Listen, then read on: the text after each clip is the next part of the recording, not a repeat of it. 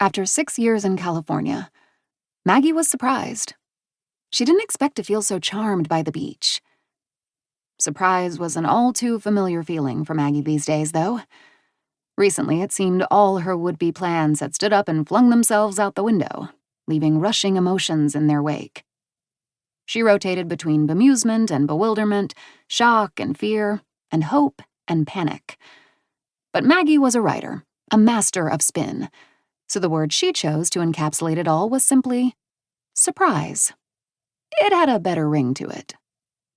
For instance, in the past week alone, Maggie had chosen to feel not depressed, but surprised as she handed in her security pass at the studio lot, saying goodbye to the Melrose office she'd spent more time in than her own home while working as Kurt's assistant for the past 2 years.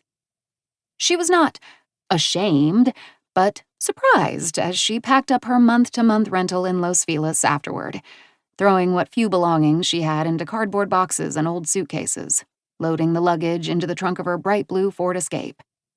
Its bumpers were still scratched and peeling from Los Angeles parking mishaps. She never quite mastered the art of the parallel park.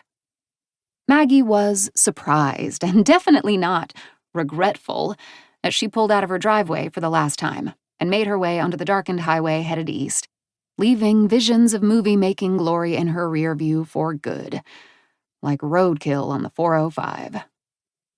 No, she was none of those things, those misfortunate mindsets.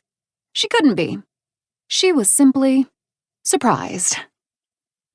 And well, perhaps the biggest surprise of all was happening right now. Maggie, sitting at the edge of the Atlantic Ocean, toes in the sand, as the sun began to set on the first evening of an extraordinarily unexpected weekend on Fire Island, New York. Talk about a plot twist. A return to Ocean Beach had no place in Maggie's original summer plan. So how had she gotten here? Technically, she'd taken the Long Island Railroad from Penn Station to Bay Shore, followed by a 5-minute shuttle bus to the docks and a half-hour ferry to Ocean Beach, her favorite of all the Fire Island towns. Metaphorically, she'd made 1,000 wrong turns until the universe somehow brought her back to where it all started. Back, against all odds, to Long Island. Brenna and Quinn had been nothing but nice since Maggie reached out with the news of her sudden LA departure and the announcement that she was moving back home. On that same awful morning, the one when she realized her career was over before it had even begun, she had logged on to Facebook with tears still pooled in her eyes.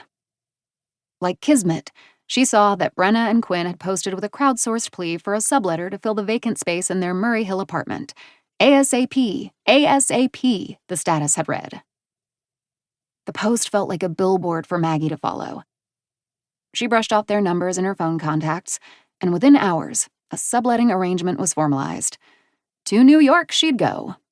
Home for the summer. She told herself that it felt like the premise of an early-aughts comedy, hijinks and humor around the corner.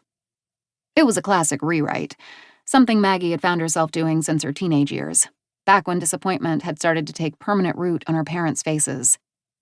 She had learned to rewire her emotions, her wants, to preclude failure.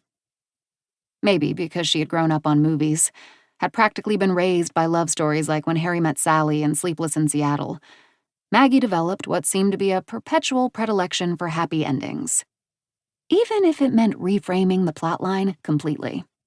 A failure in LA, a week spent sobbing in bed? Who wanted to watch that film? Not Maggie. Instead, she used the lonely hours on her one-woman road trip from LA to New York to smooth out her narrative. She decided to see this as a gift from the universe, a chance to start over, to start anew. The better movie, the better life, had to be right around the corner, right? When Maggie's phone then pinged with the invitation to join the Ocean Beach weekend, she knew she'd been correct.